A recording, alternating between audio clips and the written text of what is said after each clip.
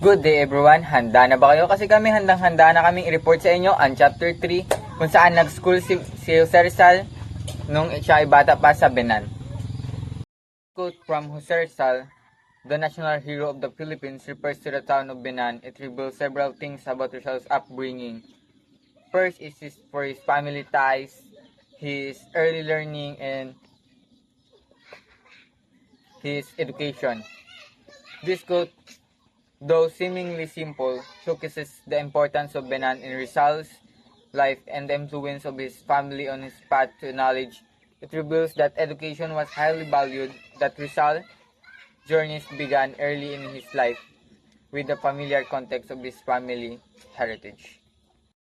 So while passing this video to our reporters. Year 1870 to 1871, Dr. Jose Rizal had his first formal schooling at a town near Calamba called Binyan. Here, he was taught by a teacher named Maestro Justiniano Aquino Cruz, and to summarize his education in this school was with much religion and overly strict discipline. Here, he experienced whipping as a lesson and for misbehaving.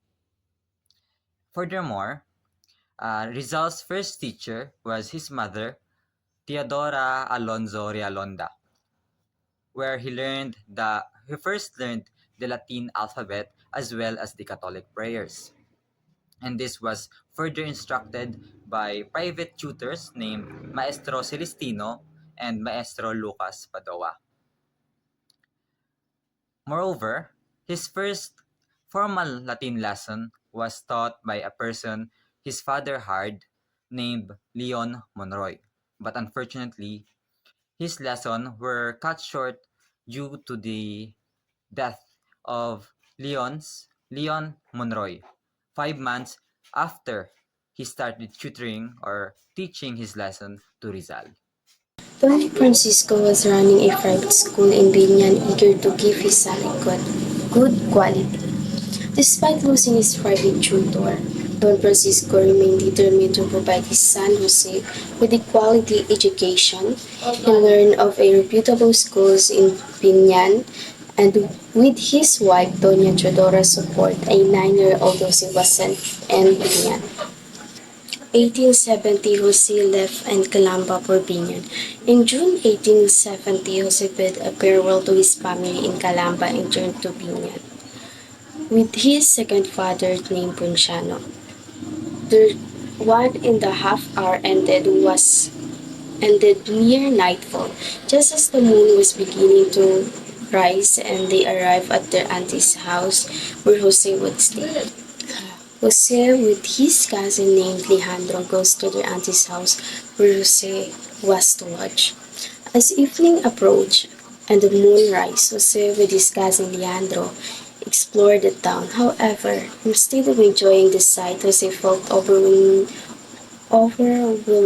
homesick, longing for his father, mother, and his sister back in his beloved hometown of Calamba, even if it wasn't prosperous as Binyan. The next topic is the first day in Binyan School of Jose Rizal. Pasiano enrolled to the school of Maestro Constantino Aquino Cruz, his formal teacher. So the next morning, Pasiano brought his younger brother to the school of Maestro Constantino Aquino Cruz. The school was in the house of the teacher, which was a small nipa hut about 30 meters from the home of Rizal aunt. Pasiano knew the teacher well because he had been a pupil under him before. Then, immediately, Jose was assigned his seat in the class. The teacher questioned Rizal about his knowledge of Spanish and Latin. And he asked, "Do you know Spanish?" And he answered, "A little, sir." And the teacher asked again, "Do you know Latin?" "A little, sir," he replied Jose Rizal. Rizal's responses caused laughter among the students and especially Pedro. The teacher stopped all noises and began the lessons of the day. And then, Rizal described his teacher as a tall, thin, long-necked man with a sharp nose and body bent slightly forward. And he usually wore a sinamay shirt woven by the skillful hands of the Batangueñas. Rizal noted the teacher extensive knowledge of grammar by Nebrija and Gainza. First school brawl, teacher was having siesta, Jose met Pedro. First school brawl in the afternoon of his first day in school. When the teacher was having a siesta, Jose met the bully, Pedro. He was angry at this bully for making fun of him during his conversation with the teacher in the morning. The latter readily accepted Calamba boy, who was smaller and younger. The two boys wrestled furiously in the classroom, much to the glee of their classmates. Jose, having learned the arts of wrestling from his athletic uncle Manuel, defeated bigger boy for this feat. He became popular among his classmates. A classmate named Andres Lacundanan challenged him to an arm wrestling match. They went to a sidewalk of a house and wrestled with their arms. In this school fight, he won some and lost other. Jose, having the weaker arm, lost and nearly cracked his head on the sidewalk. In succeed days, he had other fight with the boys Binyan. He was not quarrelsome by nature, but he never ran away from a fight. In this school fight, he won some and lost other. Old Duangco freely gave him lesson in drawing and painting. He was impressed by the artistic talent of the Calamba. Jose and classmate Jose Guevara, who also loved painting, became apprentices of the old painter. They improved their arts so that in due time they become the favorite painters of the class. Daily life in Binyan. Jose led a methodical life in Binyan, almost Spartan in simplicity. Such a life contributed much to his future development. It strengthened in body and soul. Rizal morning routine and Binyan. Rizal day started earlier. He attended Mass at 4 a.m. if available, or he studied his lesson. After Mass, he would look for a bowl of fruit and the grove and eat it. His breakfast usually consisted of boiled rice and 2 fried sardines. After class, which ended at 10 a.m., he would immediately go home. Rizal midday routine and responsibilities. If there was an appetizing fish, Rizal and Leandro were instructed to take it to his aunt's house, something Rizal never did at home. After delivering the fish, they will return and continue their study. Rizal afternoon and evening routine. After school in the afternoon from 2 p.m. to 5 p.m., Rizal played for a while with his cousin. And for dinner, he had 1 or 2 plates of boiled rice and iodine. After dinner, they would pray together as a family. If the night was clear with a bright moon, his friend would call him to play on the street, showing his simple joy. Rizal, health and resilience. Despite being away from his parents, Rizal did not fall ill, showing his physical and mental strength, as well as his self-discipline in taking care of his health. Jose Rizal was a very smart student in Binyan. He was the best in his class, especially good at Spanish and Latin. He studied hard and learned quickly. Some of his older classmates were jealous of Jose's intelligence and success. They were mean to him. Whatever, Jose had a small fight outside the school This classmate would tell the teacher lies about him. This got Jose into trouble even thought he was not always at fault. The teacher would punish him, sometimes by making him sit on a bench. Jose remembered this unfamiliar punishment for a long time. He said, "In spite of the reputation I had of being a good boy, the day was unusual when I was not laid out on the bench and given 5 or 6 blows." This showed how often he was punished unfairly. Evan thought he tried to be a good son, and that because his teacher thought he was ready for a better school. The teacher told Jose's parents that he should go to college in Manila, a bigger city with a better school. This was a big change for Jose.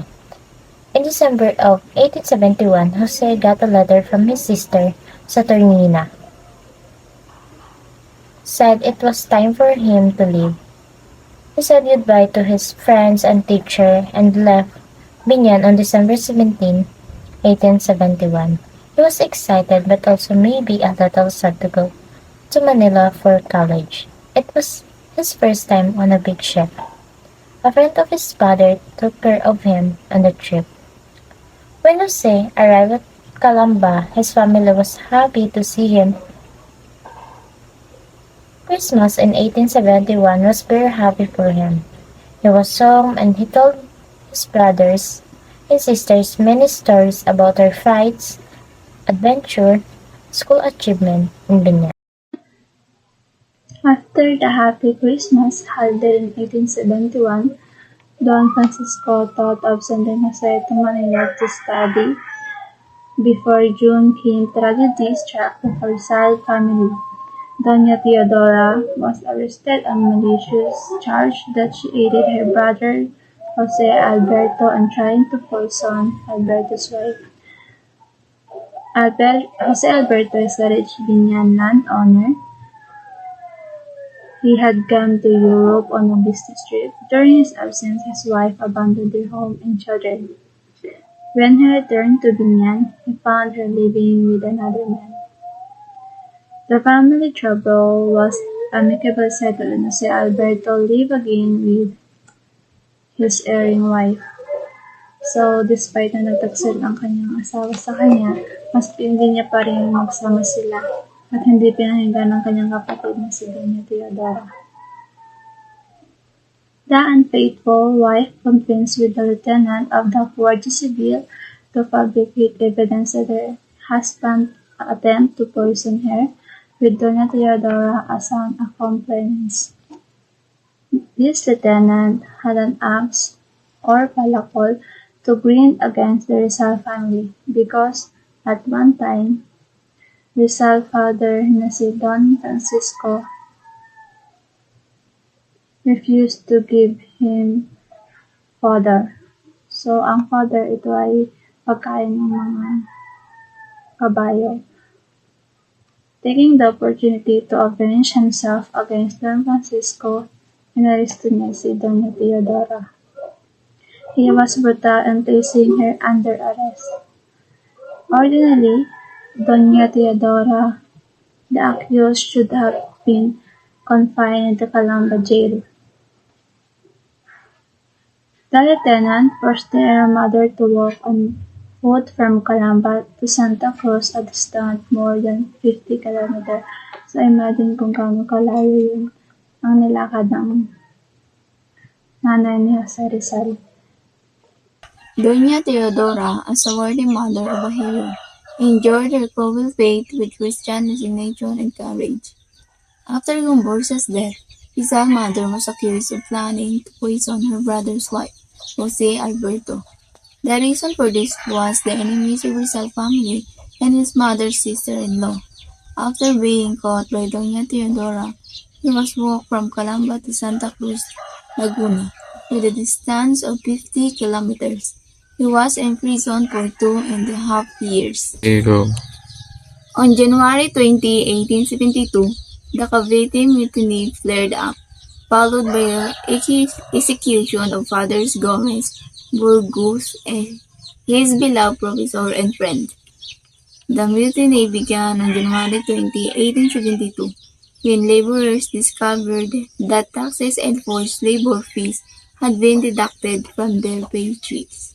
The Spanish executed Gomburza by garrote in Bagumbayan, Luzon, on February 17, 1872. Jose's older brother, Pasiano, then a student at the College of San Jose, was boarding with Father Burgos, his beloved professor and friend. Jose's older brother Pasiano was boarding with Father Burgos because Pasiano was studying of the College of San Jose, where Father Burgos was a prominent professor, and they had developed a close relationship as student and teacher, likely extending beyond academics to personal friendships. This allowed Pasiano to live with Father Burgos while attending the college. Dr. Jose Rizal wrote to Burgos, "He awakened my intellect and made me understand goodness and justice. His farewell words I shall remember. I have tried to pass on to you what I received from my teachers. Do the same for those who came after you." Jose Rizal was nearly 11 years old when the tragic martyrdom of Gomburza took place. Pasiano quit college and returned to Calamba after the execution of Father Gomez, Burgos, and Zamora, because Father Burgos was a close friend and mentor to him, and his execution deeply affected Pasiano, causing him to fear reprisals with the priest. He then shared the story of Burgos' martyrdom with his younger brother, Jose, to inform him of the injustice happening under Spanish rule and potentially inspire him to take action against it. So, in summary, this report details the early education of Jose Rizal and Benan, a town near Calamba. Rizal's formal schooling began in Benan in 1870 under the Maestro Justino Aquino Cruz, a strict teacher known for his religious instruction. The school was located in a small nipa hut where Rizal impressed his teacher with his knowledge of Spanish and Latin. So yung picture po is makikita nyo sa PowerPoint namin kung saan nag-study si Rizal dun sa maliit na nipa na yon. Then, despite his academic excellencies, Rizal was often involved in schoolyard fights, gaining a reputation for both his intelligence and physical prowess. He also excelled in drawing and painting, becoming known as a favorite artist among his classmates. Rizal's time in Benan was marked by a methodological routine including attendance mass, studying lessons, playing with his cousins, and enjoying evening strolls. However, his time at the school was cut short when his teacher advised his parents that he should pursue further education in Manila. Rizal left in Benan on December 17, 1871, leaving behind a legacy of a strong academic performance in a vibrant and social life. So that's all. Thank you po sa pakikinig sa aming report and mabuhay.